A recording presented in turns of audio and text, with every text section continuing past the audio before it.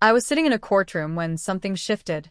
His lawyer, the expensive one, the one he'd paid $50,000 to protect his interests, leaned across the table and said something that made my ex-husband's entire body go rigid.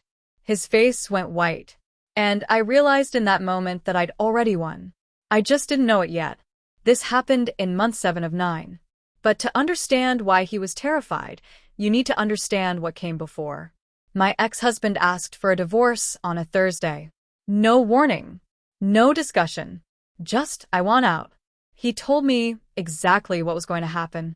He was keeping the house, the businesses, the investments, the cars, everything. I could have whatever was left over. He said it like he was doing me a favor. And then he smiled. That confident smile. The one that said he'd already calculated every variable and knew exactly how this would end. I said okay. What I didn't tell him was that I'd already seen the cracks in his empire. And I'd been documenting them for years. Let me back up. When we first married, I was the perfect complement to him. I listened while he talked. I supported while he built. I stayed quiet while he took credit for things we both knew I'd done. The financial abuse didn't announce itself. It whispered, "You're not good with money." He said this the first time I questioned a large purchase. A business investment that didn't make sense to me. I accepted it. He was the businessman. I was just the wife. Years passed. I had 3 children. I managed the household. I worked part-time. And I watched.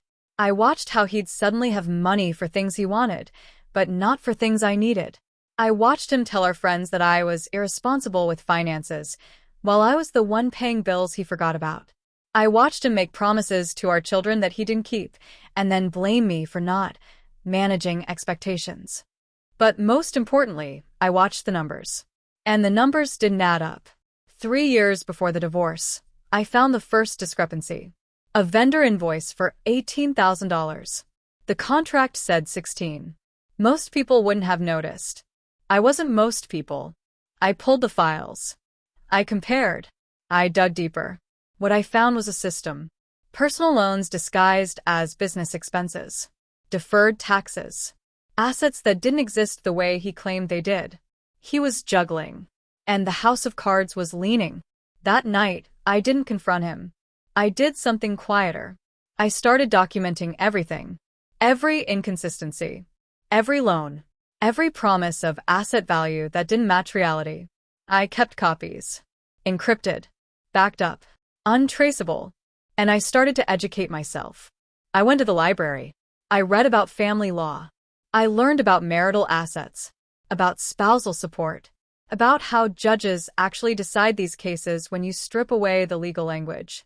I learned that the burden of proof was on him to prove his claims, not on me to disprove them. That changed everything. When he asked for the divorce, I said yes immediately. His lawyer was confused by how easy it was. I asked for almost nothing. A modest settlement. Shared custody. A clean break. They signed in a week. Because neither of them read the attachment on page 7 of the asset transfer agreement. The liability clause. Every debt I documented. Every personal loan. Every financial obligation he'd hidden. I structured it so that if he wanted the assets, he got the liabilities too. It was completely legal, completely binding, and completely invisible until someone actually read it. The first hearing came 3 months later. I walked in alone. No lawyer. Just a folder of documents I'd organized myself. His attorney looked at me the way people look at someone they're about to destroy. He had no idea I'd spent 3 months learning exactly how to speak the language of the court. The judge asked if I was represented. I said no, Your Honor. I'm representing myself. The lawyer almost smiled. Then I started presenting documents. Bank statements that didn't match his claims. Vendor invoices with discrepancies. Loan paperwork he'd hidden. Every single document was organized.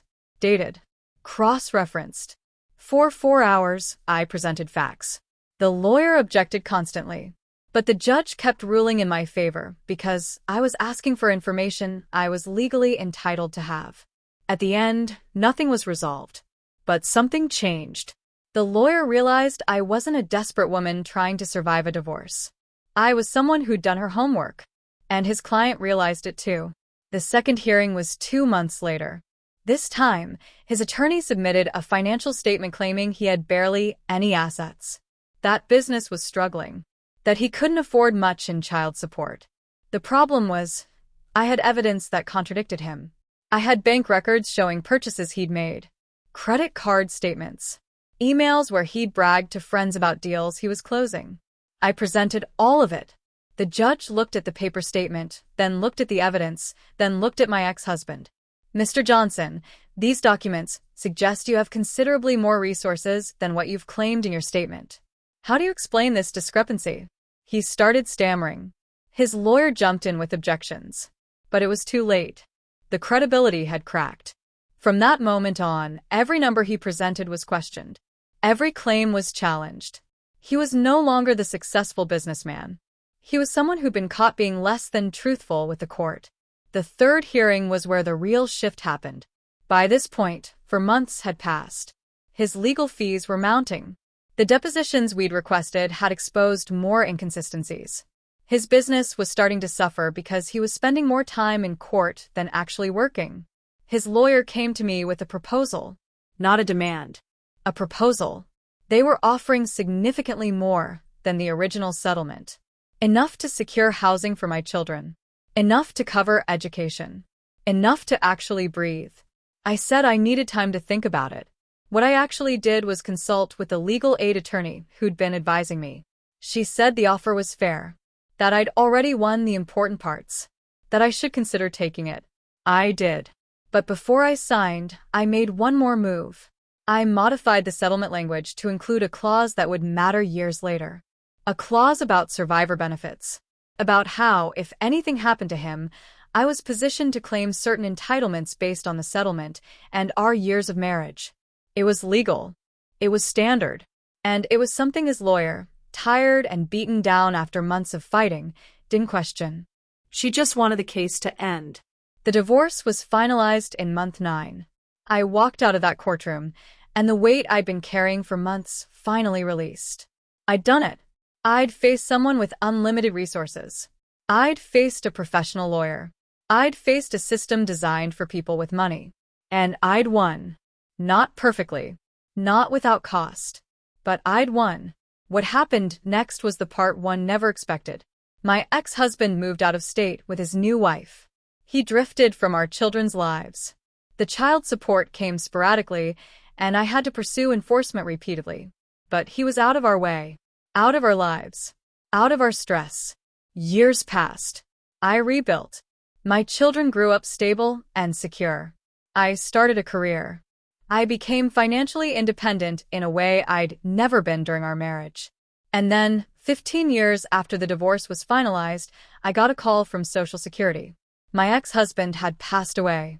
And because of the survivor benefits clause I'd negotiated into the settlement, because I'd documented everything, because I'd positioned myself correctly from day one, I was eligible to claim a portion of his Social Security benefits. Every month, a check arrives. It's not life-changing money, but it's steady. It's reliable. And it's a reminder that the work I did in those 9 months continues to provide for me, even after he's gone. People ask me how I did it. How I beat a lawyer. How I stood firm when everything was against me. The answer isn't complicated.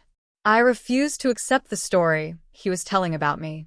He said I was incapable of understanding finances. So, I taught myself. He said I was too weak to stand up to him.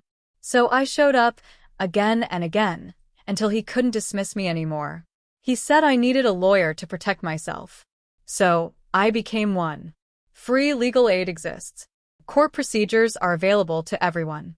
But most people don't use them because they think they're too complicated. Because they're intimidated. Because they don't believe they can. But you can.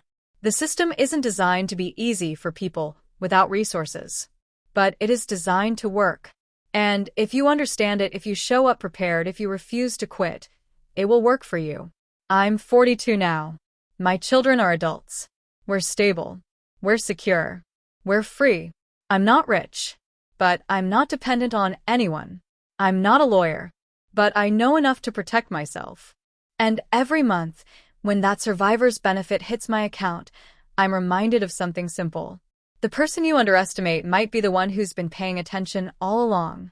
The quiet person in the room might be the one with the clearest picture. And sometimes, the quietest victory is the one that lasts the longest.